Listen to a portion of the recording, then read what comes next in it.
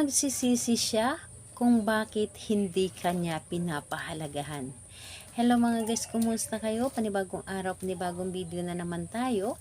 And sa araw na ito ay isa na namang video ang aking ituturo sa inyo na simpleng gabay o simpleng pamamaraan na makakatulong sa atin. At bago ang lahat, gusto ko lang mag-disclaimer sa mga taong hindi naniniwala at hindi gusto ang mga kagaya nitong video. Please skip this video and maghanap kayo ng videos na gustong gusto nyo dahil ang video na ito ay para lamang ito sa mga taong naniniwala and gusto mag-try. Sa lahat po ng mga nagko-comment po dito sa aking video dito sa loob ng aking channel, mag-ingat sa lahat ng mga nagre-reply sa inyo na dinadala kayo sa kanilang WhatsApp and Imo app upang makaiwas po tayo sa scam. Ngayon po ituturo ko sa inyo paano siya magsisisi kung bakit hindi kanya pinahalagahan. Alam nyo ba na ang tao na hanggat alam niya na mahal mo siya ay hindi niya ipaparamdam sa inyo na mahalaga siya sa inyo dahil ang nararamdaman lamang niya ay ang pagmamahal mo lamang at ang binigay mong pagpapahalaga sa kanya. Pero kapag ito ay pinaparamdam mo sa kanya na hindi na siya mahalaga sa iyo, sa kanya pa maramdaman na sobrang halaga niya pala para sa kanya. At ayaw niya na mawala ka sa buhay niya. So ito ang ating gagawin and maghanda ka ng ating gagamitin. Maghanda ka ng isang larawan lamang. So larawan niya kahit na ay naka-printed ito or naka-ID size lamang pwede po. Basta larawan niya. And pwede rin naman na nasa loob ng inyong cellphone kung wala kayong tulad nito. Pwede na rin yon.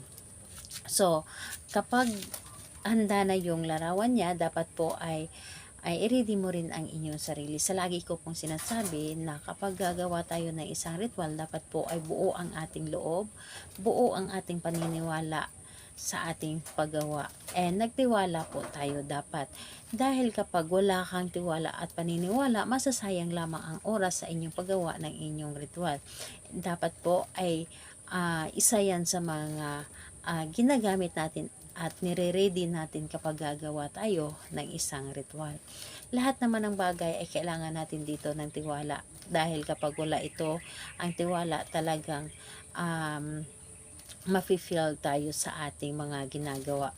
And ayun po, kapag ready ka na, pwede mo na itong umpisahan. So ganito po, ang gagawin mo dito sa larawan na ito, titigan mo muna ng mga ilang segundo. Titigan mo ito ng mga ilang segundo.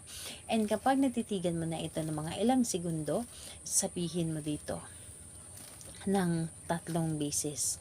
Pangalan niya at apelyido, mararamdaman mo na ang iyong mararamdaman mo na sobrang mahalaga ako sa buhay mo. Pangalan niya, apelyido, mararamdaman mo na sobrang mahalaga ako sa buhay mo.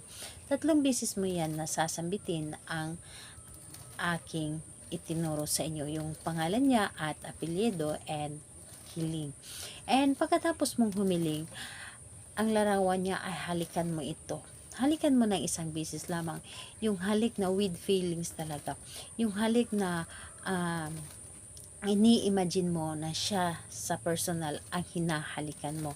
And sa magtatanong ha, pwede mo itong gawin kahit na hindi pa kayo nagkikita. Kahit kailan. Yung tipong marami naman ngayon and also ngayon na nagkakarelasyon kahit na hindi pa nagkikita and ayun, sa social media lamang nagkakilala.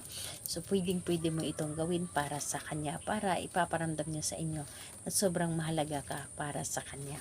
So, kailan nga ba ito pwedeng gawin? Gawin natin ito sa kahit anong araw at oras, pero i-recommend ko sa inyo, gawin mo ito sa gabi, yung tahimik na ang paligid. Ayun po, salamat po sa inyo. Bye-bye everyone. God bless us all.